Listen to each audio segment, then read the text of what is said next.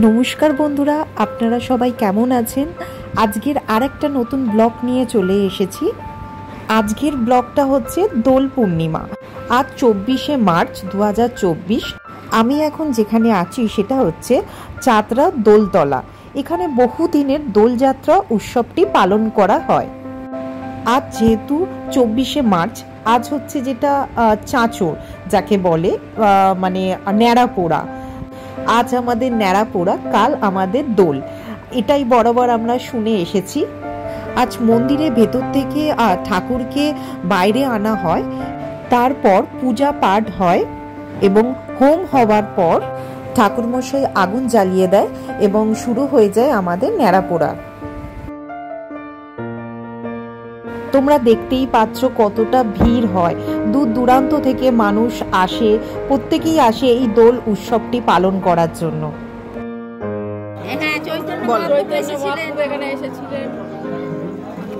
এটা কত বছরকার? 500 বছর। আচ্ছা, তুমি কিছু বলো।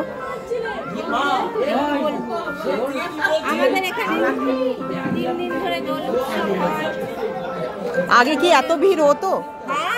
আরো আগে এত ভিড় হতো, আমার বাবা কাকাদের সময় হারিয়ে যেত। আচ্ছা, এখন তো ভিড় হয়, এখন অনুষ্ঠান হয়, নাচের অনুষ্ঠান হয়, ফাংশন হয়, তারপরে আমাদের ঠাকুরকে নগর কীর্তনে বের করা হয়।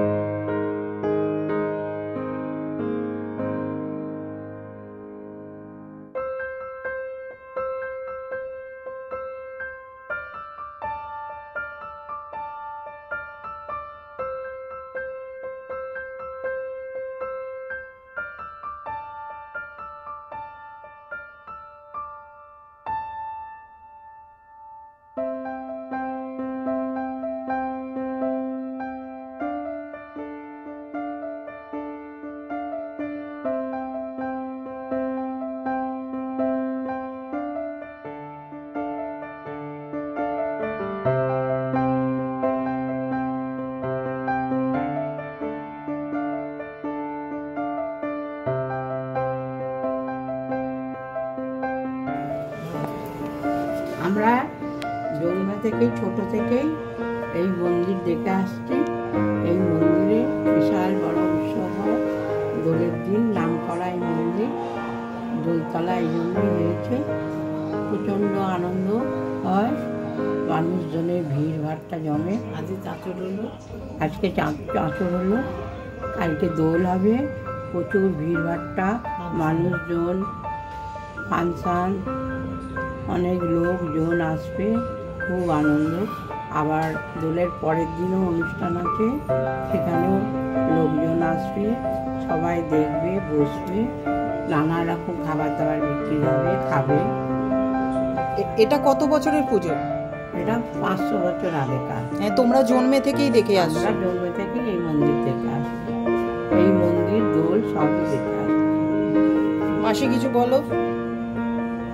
আমাদের দোল উৎসব আসা যাওয়া, আনন্দ করে, হই হই করে।